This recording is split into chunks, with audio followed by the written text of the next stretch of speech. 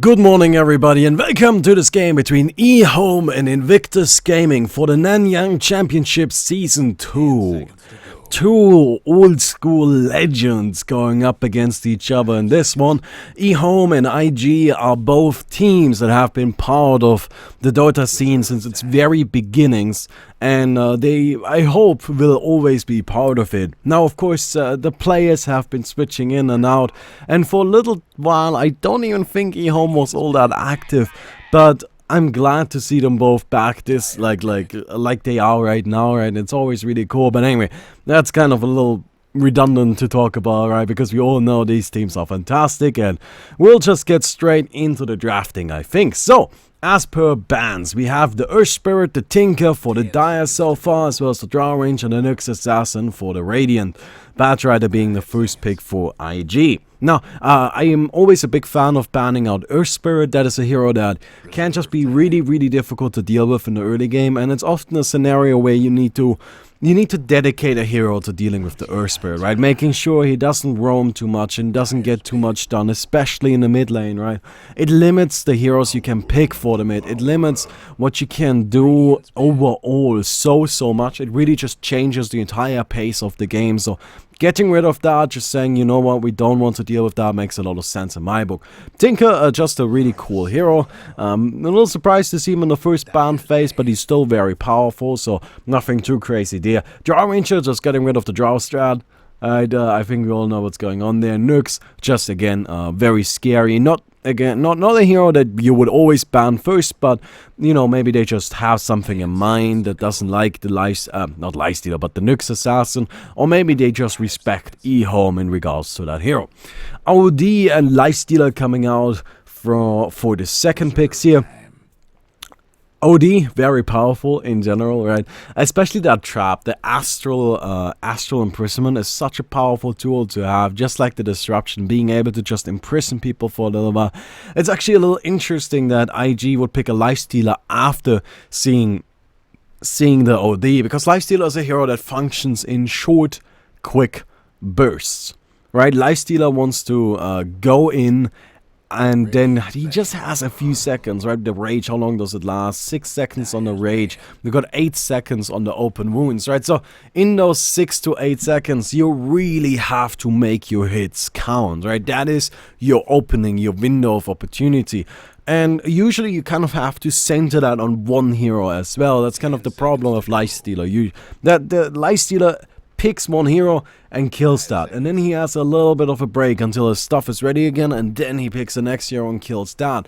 Now OD can kind of interrupt that flow, right? OD comes in, just traps them away, and then all of a sudden your Lifestealer is standing there like an idiot, which can end up being a little bit of a problem. At the same time, Rage, of course, is very powerful against OD, taking away basically all of his damage potential, and that is always something you have to keep in mind, right? So, gonna be interesting to see how this works out. Ricky and Timbersaw, as well as Faceless Void and Shadow Demon being banned out in the second banning phase. Shadow Demon, I think, makes a lot of sense for Invictus. They don't really have a use for that hero yet, right? Like, they would have to basically pick the rest of the draft around making sure the Shadow Demon is actually in some way, you know, sensible. But EHOME already has the OD. Now, Astral Imprisonment is already difficult to go up against, and so is Disruption. They are both abilities that are super hard to go up against, but if the enemy has both of them, you might as well not even bother. It's just so difficult to initiate on anyone there, right? Usually, if the OD could trap somebody away, well, you just go on the OD. Whatever, right? Traps himself, it's fine. Or you go on one guy, just switch target if he traps that person away. It should be fine. Now, I'm sorry guys, I'm casting a game right now. This takes priority because I want to cast a game. I want to get good, okay? Like, I want to actually start casting. I really do. I know I've been saying this forever, but it's always been true. It's always been true. So yeah, I'll just keep trying. I'll just keep practicing, and that's what I'm doing right now.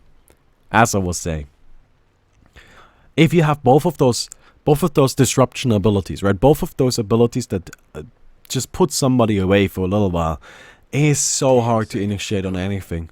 It is so difficult. And getting rid of the Shadow Demon makes a lot of sense in that regard, right? Again, IG doesn't really have a use for the hero, and EHOME, they definitely do.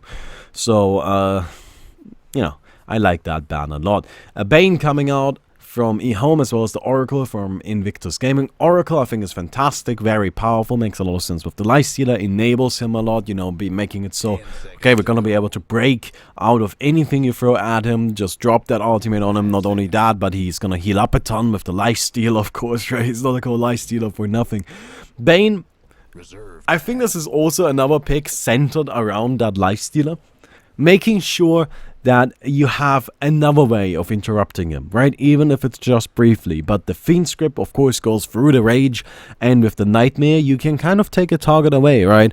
Either you just put it on the Lifestealer, and then your opponents have to deal with that, or you can put it on an ally, and that's gonna protect them from some attacks. And, you know, that's also something that's in a similar vein to that Shadow Demon. Now we're gonna go and pick up some more heroes here. EHOME already burned through most of their reserve time. Gonna be the Sand King. Interesting choice. I cannot say I expected that, seeing as they already have the Bane and the Bounty Hunter. So it's gonna be, of course, a roaming Bounty Hunter. The Bane gonna be a support. OD taking the mid. Sand King likely going into the off lane, slash jungle, of course. So, makes sense in the regard that, yeah, you know, you can lane him, but it is definitely a little bit of a peculiar choice. Now, at the same time, Sand King is actually going to be very powerful if the Lifestealer doesn't get that much support, right? Because Sand King is something people have started using only recently, but the Caustic Finale, for the longest time, this used to be considered a mostly worthless ability, but after a long series of patches and buffs, it has finally reached a point where people really want to use it a lot, right? And if you are in a one-on-one melee scenario, right, Sand King versus another melee hero, with the Caustic Finale, you can get so much damage done, and that might be another reason why they're getting him here, although I expect to see him mostly in the jungle. Death Prophet being picked up by Invictus Gaming. Beautiful combination with the Oracle, right? If Death Prophet is in trouble, just drop the ultimate on her. And honestly, you don't even need to help her any more than that. She's gonna be able to heal herself up with the E, and then the ultimate just shreds everything around her. The last two bans are gonna be the Kunkka and the Viva. Viva, a little bit surprising, I gotta be honest there. Makes sense actually against the Lifestealer, right? Like, you got some nice escape ability there. But you know, there are other heroes that I could also see being banned out there just fine, right? Like, it's not like it definitely has to be the Viva, but it does make sense. Now, the Kunkka is a hero that is absolutely terrifying. Also, another hero that would make it super hard to go up against Invictus Gaming in team fights. They're already pretty tanky, right? They got the Death Prophet hero that likes to build tanky Oracle, the long-range healing support Lifestealer, who's just going to be able to sit there, heal up, you know, be in the front lines, be beefy, be healing, and, you know, just kind of hard to take down. And then if you slap a Kunkka in the middle of that with the Boat buff, oh god, like, getting a kill on IG would be incredibly difficult. Not only that, Kunkka is just very powerful in general. I've actually come to appreciate that hero a lot more recently. I don't know, he's just really good, right? Like, especially that ultimate is so sick, but the X marks the spot, setting up into a lot of stuns, being a very useful tool as well. Ogre Magi coming out from Invictus Gaming, another tool to enable the Lifestealer, you know, just kind of put that buff on him, make sure he can chase people down and is fast and is scary. So, you know, a solid pick, a hero that has definitely been quite popular recently, but Ogre Magi, it's actually interesting. I think if Ogre Magi stays the way he is right now, he's probably always going to be decently popular. It's just so hard to deal damage to him, right? Lycan being the last pick for me home.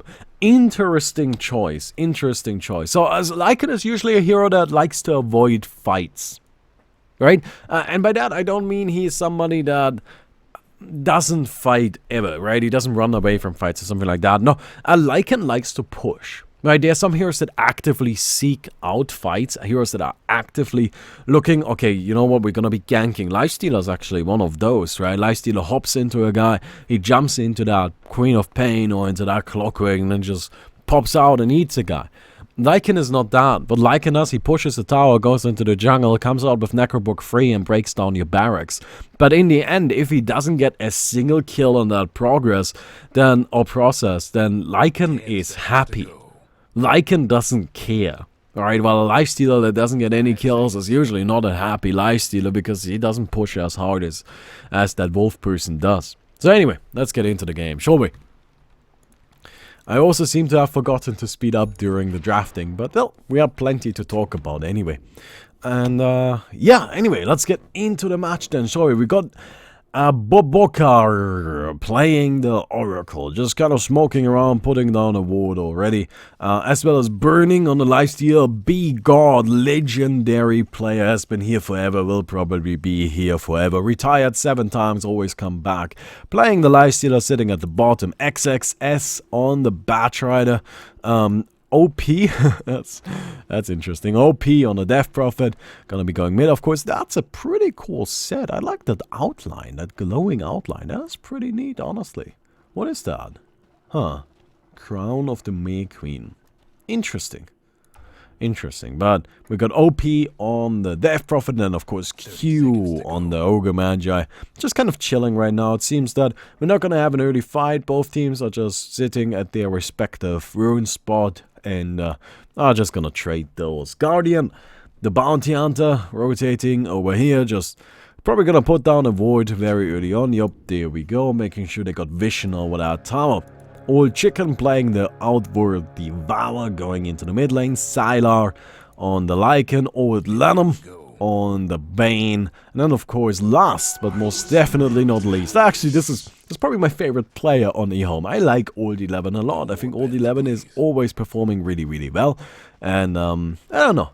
It's just a name that sticks out to me, right? Like, I don't have any particular thing that I can point to when I say, you know, and then be like, Old 11, he is the best, right? Because of that thing. But it's just like, he tends to do really well, I think. Just simply based on fact, I can't remember his name. I can say I've heard his name said very often. So anyway, Sand King is just gonna be jungling here.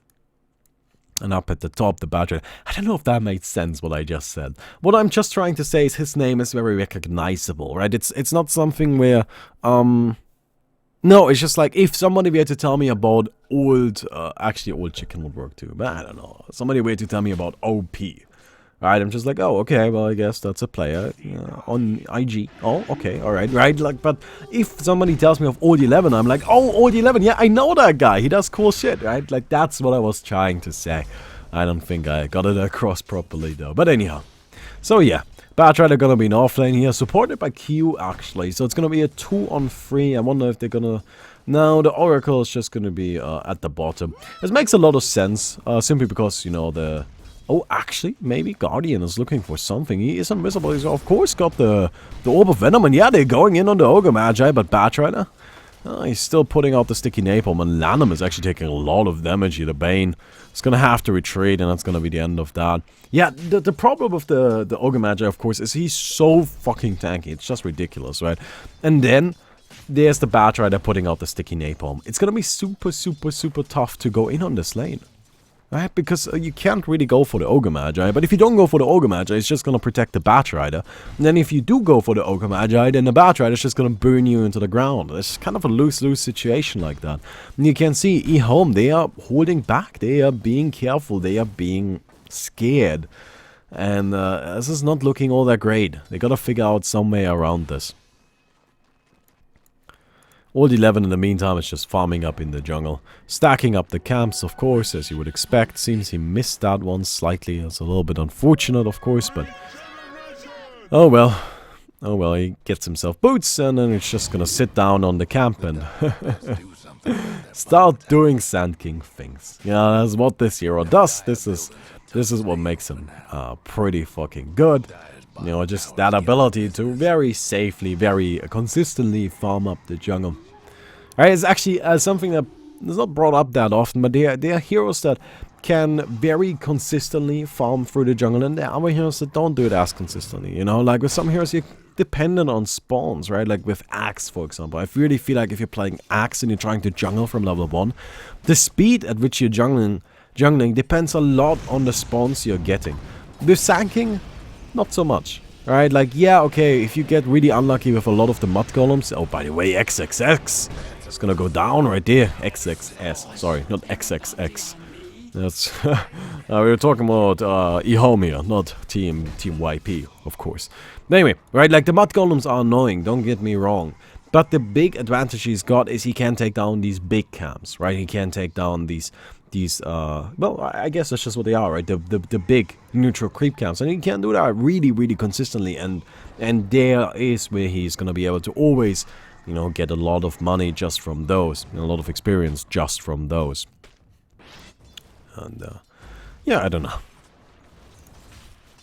Top lane is now still not going all that well for EHOME. They're definitely suffering a lot here. Lifestealer is out farming the Lycan by quite a bunch. And they've just kind of completely given up on this almost, right? It's just the Bane is pulling, Lycan isn't even trying to last it. And it seems that the Bounty Hunter is now trying to maybe get something done somewhere else. So they'll be taking a loss in this lane, it seems, and try to make up for it in other lanes. But the dive coming out, Old Lanham's gonna be rooted in place. Sala slowed up even more. The Firefly and the Lycan should just drop here. Oh man, Batrider. Yeah, he does have the sleep come out, but that's just not gonna be enough backup, and Sylar goes down. It's really unfortunate, this top lane, right? They gotta figure something out there. Now, on the upside, mid lane is going definitely in their favor. Old Chicken beating the Death Prophet actually looks quite convincingly, right? Not just beating her, but actually doing very well against her. 5 more last hits, 3 more denies. It's only minute 5. That is a decent amount. Like, seriously, that matters, right? And he's gonna be able to snowball this even further ahead. On top of that, he's got a haste rune. Nice thing about a haste rune, it's gonna allow him to safely secure the next rune as well, right? Like, if nobody else snatches it, then Old Chicken should be able to just kind of make sure he gets the next one as well, and then they kind of snowball from there. It's really those tiny things that make a big difference. OP actually gonna get a little bit of backup here though. Having his bottle filled up does certainly matter a lot, and this is actually really interesting. Look at this Oracle. He TP'd into the mid to fill up the bottle for the Death Prophet. And he was gonna just go top now, but actually got a little bit of an encounter now. The Death Prophet is taking some damage from the OD, and now, oh man, Oracle, he's hurting. Shuriken comes out, and Boboka gonna be falling. Old Chicken dealing a lot of damage there, taking him down really quick, and that's a good kill right there. You know, helping the OD even further, making him even more powerful, but actually he's managed to run out of mana. That's a little bit unfortunate. Oh, there's a regen, luckily enough, so he's gonna be just fine. But yeah, poor Oracle. I still think it's really interesting, right? He teleported into the mid instead of teleporting top. He teleports into the mid, fills up the bottle for the Death Prophet, and then was just gonna walk into the top. But that didn't end up working out that way, you know, seeing as he wanted to help out and then had to pay the ultimate price.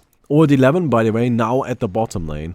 CMC, you know, has decided, okay, I want to be a little bit more active here, and that makes a lot of sense. It's just a matter of the Sand King isn't at the bottom, because then the Lifestealer is gonna fuck him up if he goes there. But it's not just the Lifestealer that's actually gonna fuck him up, it's the rest of the team too, right? Like, it's the Oracle and it's the Ogre Magi that are the real issue, because Lifestealer on his own is not actually gonna be able to kill the Sand King. So now that those other two are busy somewhere else, now that those other two are pretty committed to dealing with the top lane, sending the Sand King into the bottom just to apply some pressure there again is definitely a wise decision. Old 11 teleports top. Seems we're going for XXS, the Batrider. Oh god. He doesn't stand much of a chance at all, just chopped up, eaten by the wolf, and well, it's gonna be tasty bad for dinner. Mid lane in the meantime, we got a slow come on, actually a root, I'm sorry. A root on Old Chicken, but the OD is a little bit too much to handle right now. I mean, not only is OD naturally very tanky, but Old Chicken is looking really healthy just in terms of farm, in terms of levels. It's gonna be hard to go in on him. Oh, burnings now. applying some pressure at the bottom, you know, trying to push down those towers. That's actually a good idea too. Something that often works really well against these really aggressive pushing lineups like a Drow Strat or a Lycan is you just kind of go aggressive yourself, you know, you break down their buildings, because usually that is what they are trying to do, right? They kill your buildings early on, then those buildings give the entire team gold, they use that gold lead to break down more buildings, and they just snowball from there. But if you already got their buildings, right, or if you're breaking the buildings down at the same pace, then frankly they're not getting that gold lead, and then that entire strat just kind of falls flat on its face. Guardian at the bottom, or Chicken also coming in. I'm gonna trap out the Lifestealer, who, yeah, he takes some damage, but he's gonna be just fine. And seems we might have an encounter. I mean, no, and I like this. The Death Prophet ultimate was about to run out. You know, you don't really want to fight without it. There's not really a reason for it either. It's not gonna do anything, or it's not gonna result in anything.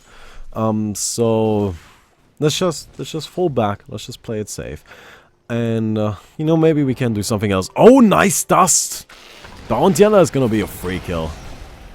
Wow! How did they know? Wait, I wanna actually see that one. I'm sorry. I wanna see how they figured that one out. Alright. So this is a vision of the Radiant, right? This is all they see. So there's some pings there. Okay, smoke. Oh, yeah. No. The Bounty Hunter breaks the smoke, of course. And they miss one dust. And then they do another. And this time they see him. Okay, well, yeah. That would explain it. Absolutely. That was just really interesting because there weren't any sentries around. But the smoke, of course. That would reveal the guy.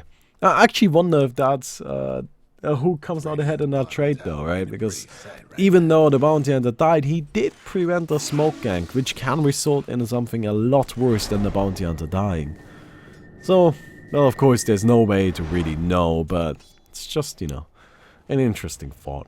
Are they probably gonna go for that very common, you know, just Hurricane Pike first build?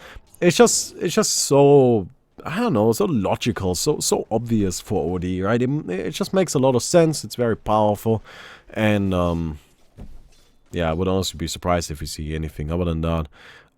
What is that? A Hand of Midas. All right, never mind. A Hand of Midas on EHOME here. Well, seems they think the game is gonna take a little while. Oh, I don't like that. So OD is not the greatest farmer in the game, right? He's just not. He really doesn't have a great farming ability. Oh, Burning gonna be caught out right here. That's a dead Lifestealer. Oh, he hops into a creep. Nice, blocking most of that damage. Not gonna be enough though, but that was still pretty smart right there. But as I was saying, right, OD is a hero that can really be active and can fight a lot. And Hand of Midas is not that kind of item. The Hand of Midas is an item that you get if you're either ahead a ton, you can get it super early, just kind of for free, which is not the case here. Or you're trying to catch up, alright? Or you think the game is gonna last very long, but I mean, look at this. Death Prophet is breaking down your towers. The Lifestealer is already aggressively pushing, you know. He was aggressively pushing at the bottom lane. You can see the theme that IG is going for here, right? You can see their general mindset. They are going in. They are trying to get stuff done. Right? They are pushing. You have to see this. And then you cannot just, you know, say, oh, well, I'll go for an item that really doesn't give me any fighting ability. And yes, again, OD doesn't have great farming. He really doesn't. It's actually kind of terrible. At the same time, you just gotta hit some creeps then. Alright, just click on creeps. I mean, yes, you don't have a great farming ability. W is honestly kind of shit in that regard. But you can still just hit some creeps, man. Do it the old way. But, I don't know. Maybe that's a response to the Lycan not doing that well. You know, Lycan at 12 minutes only having the Vladimirs. That's really not very impressive. So, maybe he's getting the Hand of Midas as a response to that, saying, okay, you know what, we're not pushing early on. Like, this is just not happening. Wish it was, but it's not. So let's look at this from a realistic angle and just not put up with it, right? Oh, he doesn't want to use the Hand of Midas on that. Actually, cool thing is he does have an Arcane Rune, so he can activate the Arcane Rune and use the Hand of Midas, reduce the cooldown of the Midas. Yeah, I know. He's probably gonna do that, right? No? Oh. That's a little bit odd. I mean, Odie is not really a hero that's gonna get a ton of value during a team fight. No, well. Actually, at the bottom, we lose the Sand King. They're going for Old Lanham now, who's just accepted his fate. Very clearly, he's just done. You know, whatever, take me, take me! I'll come back. Yeah, Lifestealer, he's got his armlet. Blightstone, anything on the courier here? Oh yeah, Mithril Hammer. Yeah, it didn't make sense that he only had the armlet, but there we go, he's got the Mithril Hammer as well. So just going straight Desolator, no Echo Saber for burning here. Sure, why not?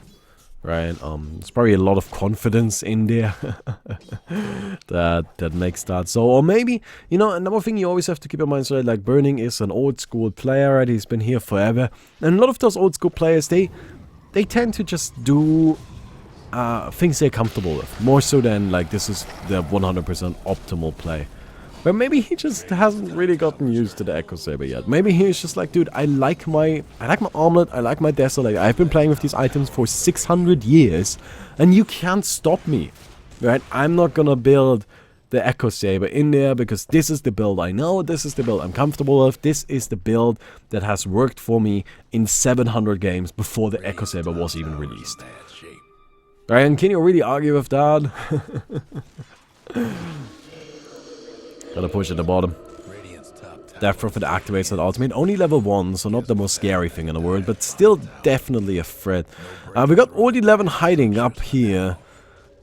Odd choice, that's for sure. Batch Rider. He's got his Blink Dagger ready. He's got his Lifestealer Nuke Bomb ready.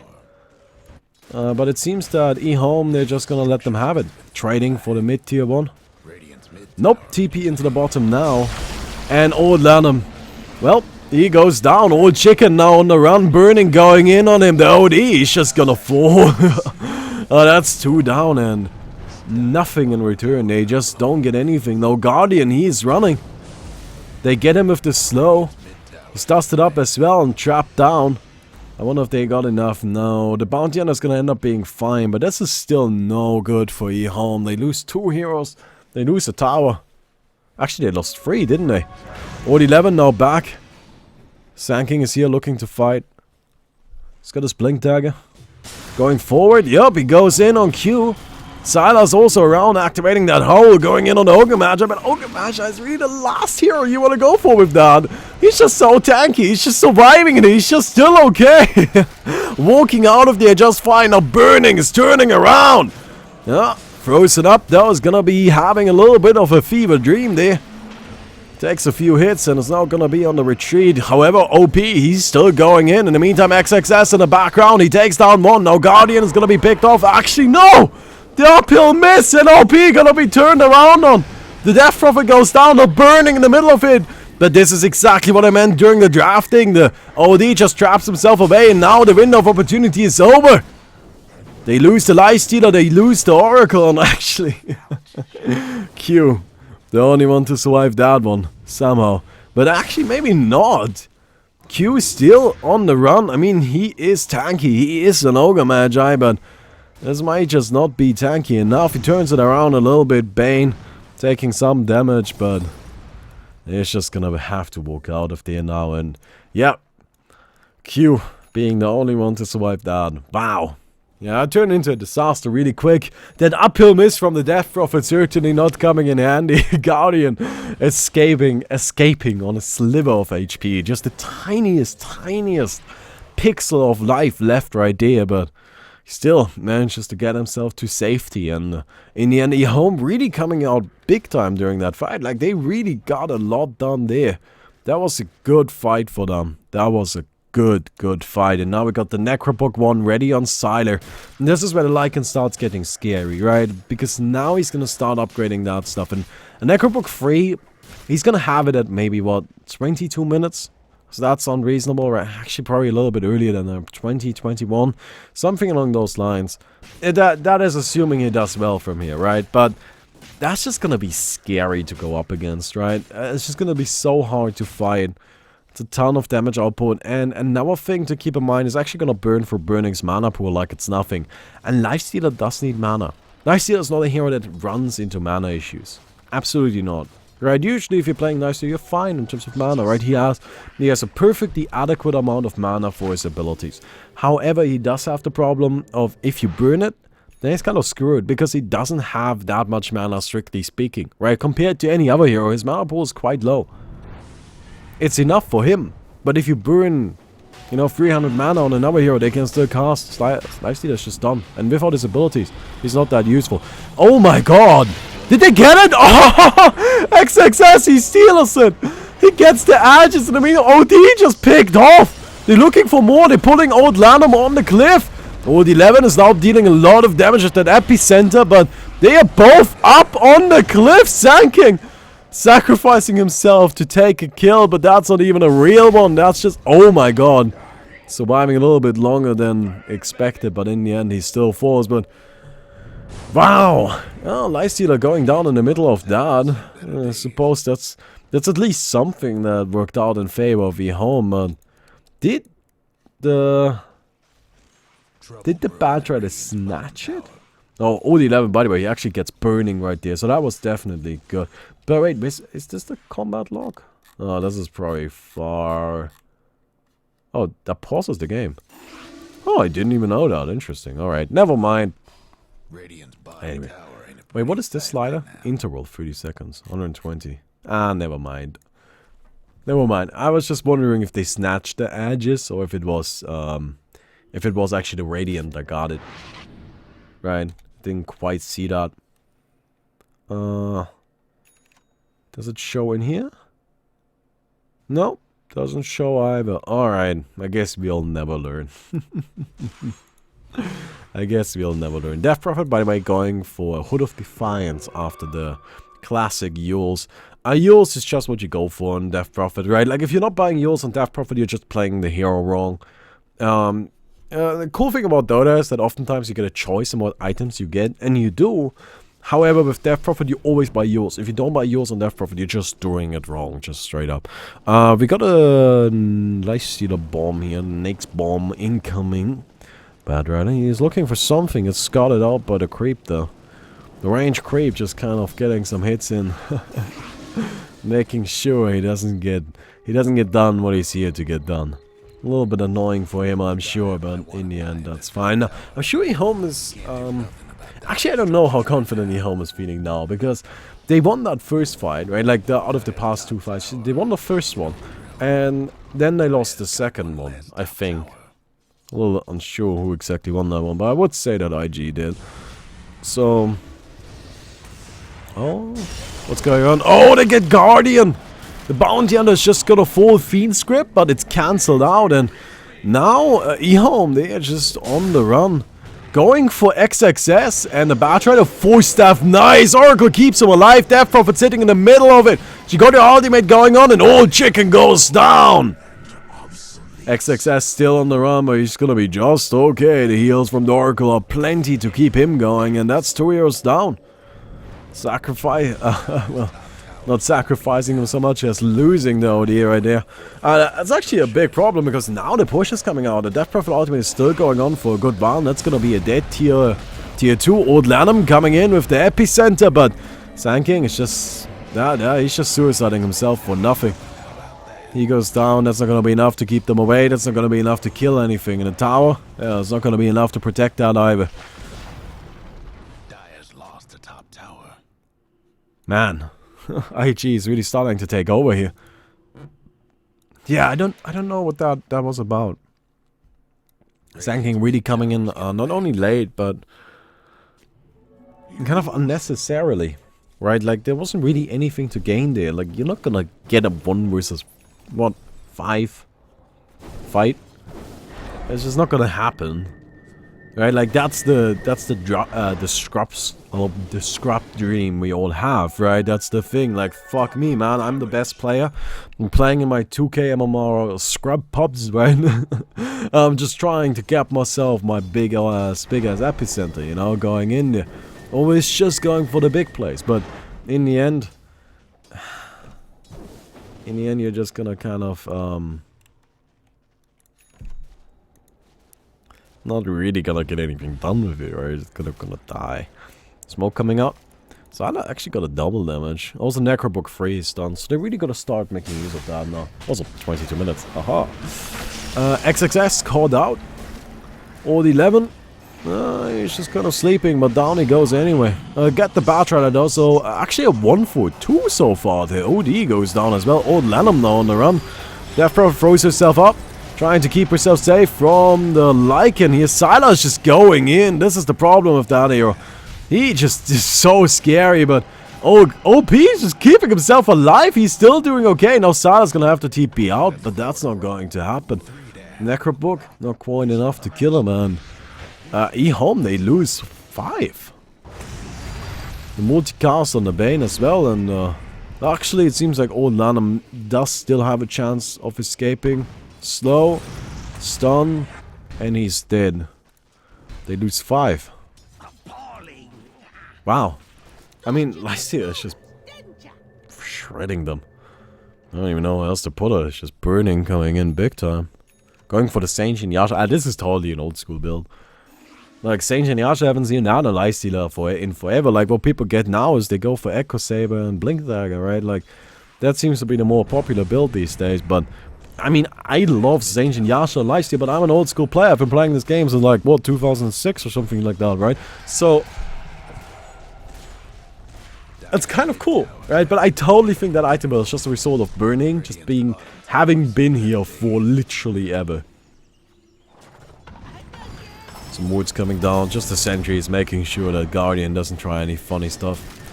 Old Chicken, he now has his Hurricane Pike. This is exactly what I meant. Like, imagine if in these fights, like, Old Chicken actually had some more items, right? Like, this is the thing. If this game lasts another 20 minutes, then yes, Old Chicken will absolutely be very powerful. Just because that's how the... Oh, God. Lycan going down like that, that's a problem. But yeah, that's how the Hand of Midas works. But right now, at 24 minutes, when they are knocking down your front door... you just are lacking in items, right? Like, that's just how it is. You just only got a Hurricane Pike at 25 minutes. Like, that is not good farm, and down goes that tower, and the barracks are now taking a ton of damage. You are going to lose the mid-racks. Yule's used right there. That profit. Oh my god! They screwed that up. Absolutely, and now even trapping him. Just keeping him safe, it seems. Oh no, Old 11, he wants this one now. He's got the Blink Dagger, gets 2. The double stun ready, but no, burning coming in. He's going for Old Chicken, gets 1. Old Lemon Fiend scripts him, but up he goes into the Yules, comes down, chopped up, eaten up. Burning takes that one too. Guardian on the run, but there's not really much he can even run from because he's burned. Can he run from fire? I didn't think so. Epicenter coming out. Triple stun, quadruple stun, but it's just not enough. He gets 1, but Silas now grabbed. Actually gets a triple kill right there. Burning goes down, that's the Ultra. Old 11, he's waiting for another stun. Silas is gonna go in for OP. And the Death Prophet, she's dropping low. She doesn't have a link ready, and is that the Rampage? It is! Silas gets it, and yes, actually... Please excuse me, the triple quadruple stun from Old 11, the Sand was enough. They take them down, the big turnaround, that's a huge, huge exchange. Of course, not the Lystia, but the Lycan coming in late. The Lycan being there when he's needed though, right? He died early, he provoked the fight with his death. Let's just call it a masterful bait, because that's what it was. That is not what it was. Not at the same time, both barracks still go down. Alright, like, we can be as happy about this as we want to be, right? Like, yes, beautiful, beautiful fight for EHOME. You still lost both of your barracks. And honestly, that kind of makes that fight even. Right? It kind of evens it out. That's a problem. BKB now on the Lycan here. I like that pickup. That's a good one. It's definitely a good one. So Kuras coming out on the Lifestealer after his Sentient Yasha. Again, another good one. Oracle has got himself the Ethelans, now working on a mecha. Actually, he's got it. Look at that. Another good one. Give me another. Ogre Magi. Perseverance. Huh. I guess that gotta be a Lotus Orb then, right? Can't really think of anything else. Maybe Lincoln's? Seems unlikely. And the Death Prophet, of course. You got Dr. Inko. That's just exactly what you would expect from that hero, right? You get the Eels, you get Dr. Inko. The hood is a little bit odd.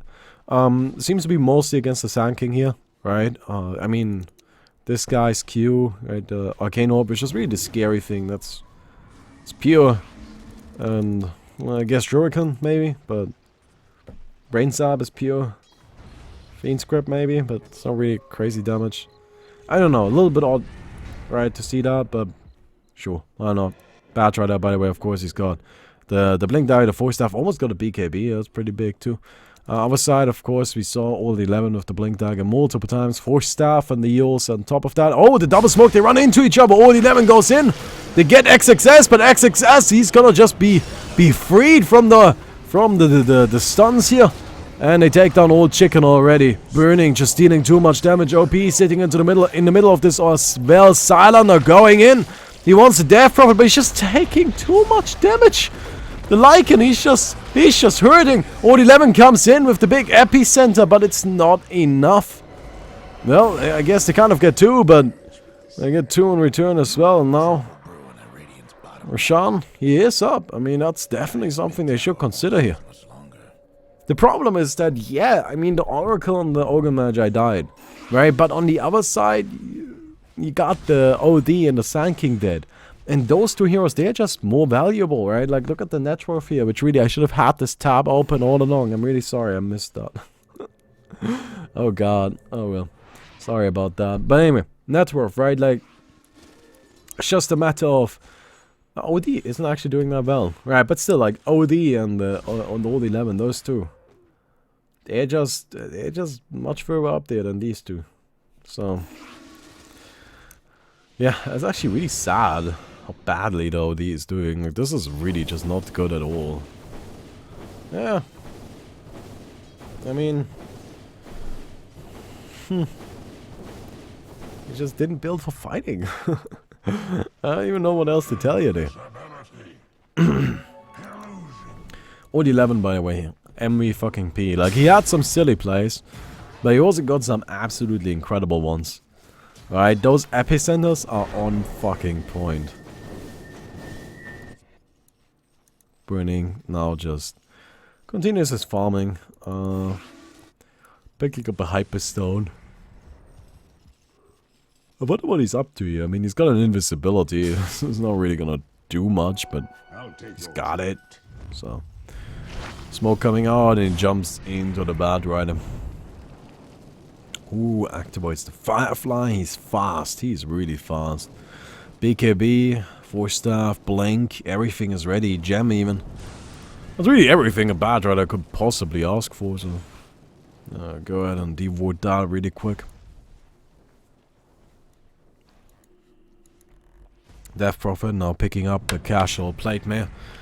Beautiful choice. Love that. I think it's exactly what she needs. Just makes a lot of sense. Alright, it's really good. Guardian. Almost got a mecha. Pretty close. Like 200 gold away. And yeah. BKB coming out on the OD, of course. I mean, that's what you should be going for, right? Like, that's a good item here, but it's just, I don't really think that's enough. Like, OD is really one of those heroes, you gotta be ahead. Like, if you aren't ahead with OD, the hero just gonna stops being all that relevant, frankly. So, yeah, I don't really know.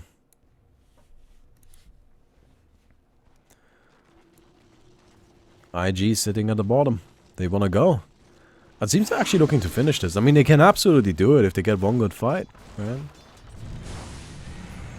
Getting another barracks would be huge. And yep. There we go. Death Prophet Ultimate is active. That's the big one. You know, that says we are fighting now. We're doing something now. Tower. Glyph is used. Still taking a ton of damage though. This thing is gonna die sooner rather than later if they don't change anything.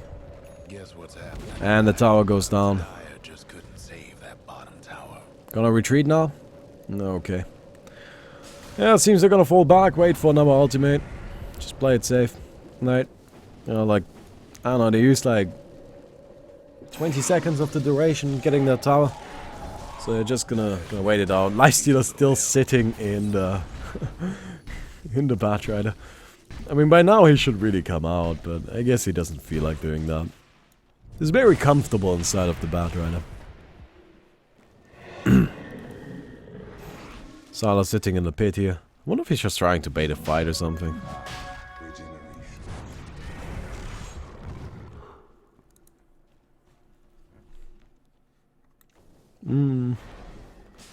A little bit odd here.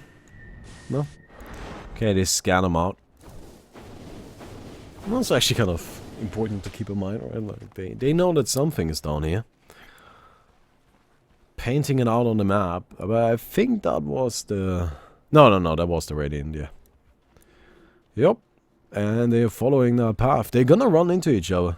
Oh, they absolutely will. Going for Old Chicken, they get him. BKB used, the grab is used. Old Chicken is just gonna go down. Well, actually, nope. He falls burning, now looking for something else. Old 11 State gets a stun only on the Death Prophet. That's not who you wanna go for, she's too tanky. Oh my god, you need more than that. And the ultimate comes out. Burning, he's sleeping, but that's not that big of a deal. He's now gonna go for Guardian. The Guardian, oh, he has invisibility. He's gonna be able to retreat. Old 11 silenced up. Actually, it seems that might be the end of it. But that's Roshan. Yep, that is Roshan. So 1 for 1. Yet again, trading the Ogre Magi for the Odito. Fine trade, absolutely fine trade for IG, and Roshan is going down now. Man, that OD is really not having a good time. He died 7 times, 2, 7 on 5. That's just, this is not what you want to see on that hero. Absolutely not. And I think by now, yep, IG is starting to actually pull ahead here. The game has been pretty even so far, but now it's just not looking that great anymore.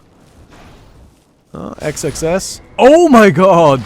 That blink burning, he's gonna pop out, gonna go for Old Lanham. Who needs a stun if you can't just kill him? Guardian goes down, they're gonna go for Cylon now. The lasso used on a creep, I think? I don't know, either way it doesn't hit the Lycan. We got the Epicenter coming in, going for Burning, but Burning, he gets 4-star from the cliff! Oh my god, that's a disaster! Burning's just sitting up there, he can't really do much. I don't think they can see him though. Do they know? Oh my god, do they not know? They don't see this. They don't know at all. They think he's just safe. And it's time to 4-stab him down. No, kill the Sand King first. Now Old Chicken and the GG is called. Seems like Burning is just gonna have to spend the rest of the game up there, but no. Push down and that's gonna be it. That may have been a preemptive GG. That was an early GG. Gotta admit. I guess, let me be honest with you, like, if this game had continued on the way it was right now, probably would have lasted another 15 minutes, but IG still wins, right? So I guess in that sense, calling the GG is perfectly reasonable, but it still seems like a pretty early GG, right? Anyhow, graphs here, also an interesting game, you know, pretty back and forth there. Definitely, but in the end, IG coming through, pulling through and winning the match. Hope you guys enjoyed the video. If you did, please don't forget to leave a rating on the video. Please feel free to give me some feedback. I'm still trying to get good at this, but I think this one was quite alright. I hope to see you guys tomorrow. Goodbye.